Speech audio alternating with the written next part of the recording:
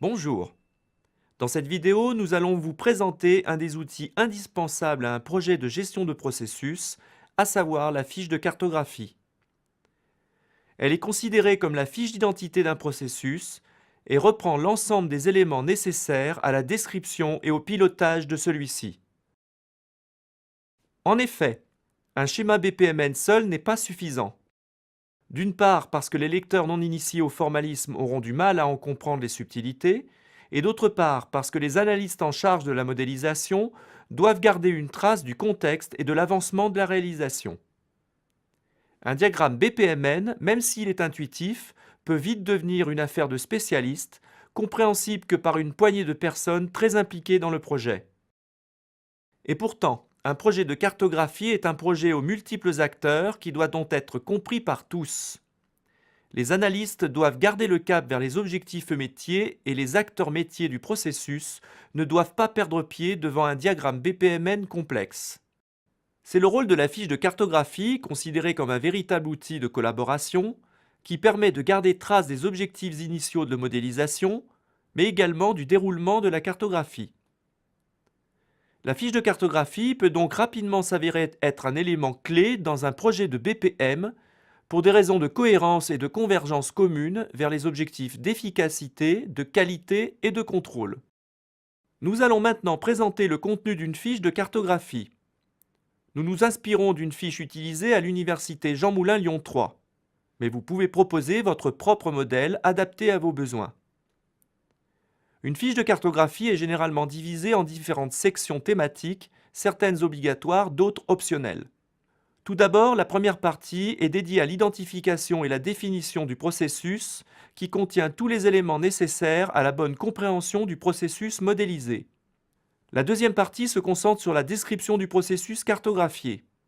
La troisième partie rassemble les éléments optionnels comme des documents de production, des documents de communication, un glossaire notamment pour le jargon et les acronymes du métier. Tous ces éléments doivent venir en complément et ne doivent pas être indispensables pour l'interprétation des diagrammes. Enfin, la quatrième et dernière partie rassemble les éléments de chacun des métiers qui interviennent dans la gestion ou l'optimisation du processus, comme par exemple les ressources humaines qui ajouteront des matrices de compétences, des fiches de poste, les contrôleurs de gestion qui ajouteront des calculs de coûts complets ou suivant la méthode ABC, les contrôleurs qualité pourront définir les exigences normatives sur le processus, les gestionnaires de risques pourront décrire les risques du processus, les contrôles afférents et les audits en cours.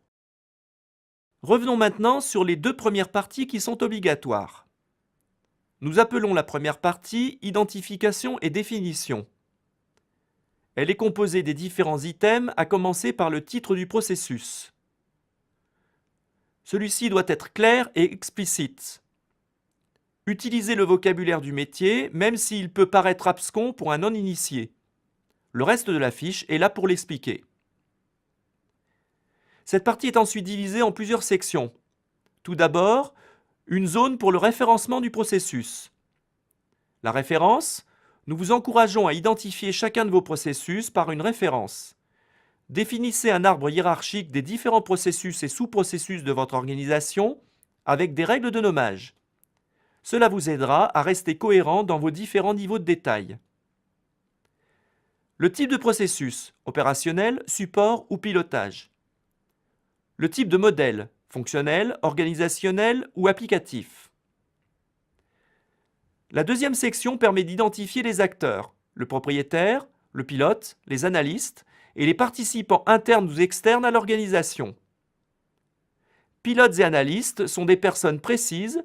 Propriétaires et participants peuvent être des personnes, des rôles ou des entités.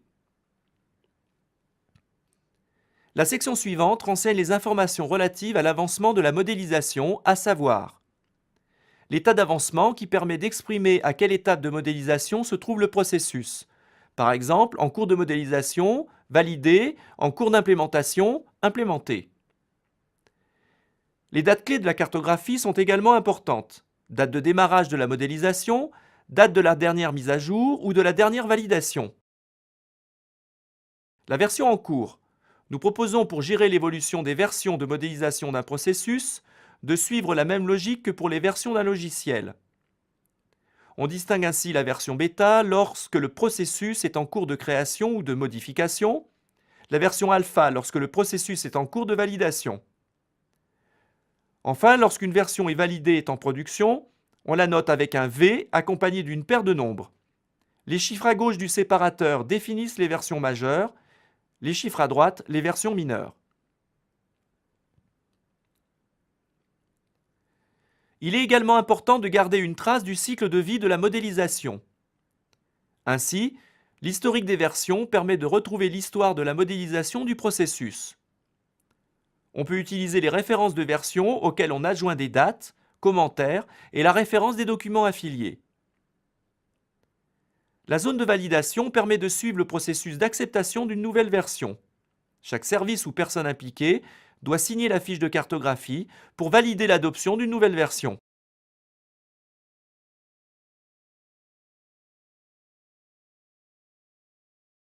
La dernière sous-section présente les éléments nécessaires à la définition du processus. On commence par décrire le processus dans un langage métier mais accessible. La zone suivante définit l'objectif du processus. Cet élément a tendance à se préciser au fur et à mesure de l'implication des métiers de contrôle. On note ensuite les éléments de temporalité pour appréhender l'importance du déroulement du processus dans l'organisation. La périodicité, toutes les semaines, mois, semestres, la période, au long cours ou entre deux dates, et la fréquence. Ces informations sont primordiales pour une bonne allocation des ressources humaines suivant le déroulement des instances du processus. On situe également le processus parmi les autres processus de l'organisation. Quels processus seront appelés? Quels processus appellent celui-ci?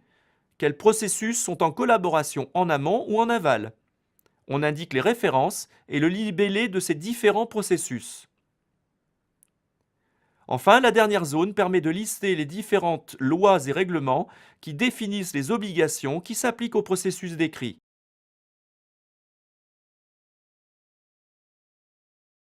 La seconde partie de la fiche cartographique concerne les descriptions des activités du processus. En fonction du niveau de détail de la description, on peut retrouver les diagrammes de niveau 1 pour une lecture et une compréhension générale du processus décrit, les diagrammes étendus pour une description fine des sous-processus, la description au niveau des tâches, alternatives, objets et messages pour une modélisation encore plus précise nécessaire pour une implémentation. On ajoute également une description littérale des différents schémas. En effet, certains lecteurs peuvent être novices en BPMN. De plus, il est intéressant de faire écrire cette description littérale par un cartographe qui n'est pas l'auteur des schémas BPMN afin de valider ces derniers par comparaison. Si une différence d'interprétation subsiste entre un schéma et une description littérale, nous préconisons de donner la priorité au schéma BPMN. Voilà, vous l'aurez compris, malgré le terme de fiche de cartographie, celle-ci tient très rarement sur une seule page. On peut encore aller plus loin dans l'enrichissement, mais cela demande généralement la mise en place d'une base de données et d'une application dédiée, ce qui est un autre projet. Vous pouvez à l'inverse diminuer ou modifier les éléments de la fiche pour qu'elle corresponde à vos besoins. De plus, tous ces éléments ne doivent pas forcément être consultables par tous les acteurs, par souci de confidentialité, mais aussi pour ne pas noyer les acteurs d'informations qui ne seraient pas de leur préoccupation. Dans tous les cas, ce genre de document opérationnel et collaboratif peut prendre une très grande importance dans une organisation, pour peu qu'il soit bien rédigé, lisible et accepté par un maximum de personnes, et surtout qu'il soit bien tenu à jour.